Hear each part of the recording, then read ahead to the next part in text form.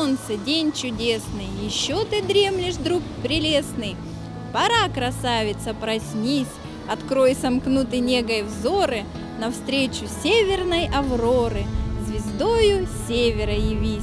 Вечер, ты помнишь, вьюга злилась, на мутном небе мгла носилась, луна, как бледное пятно, сквозь тучи мрачные глядела, и ты печальная сидела.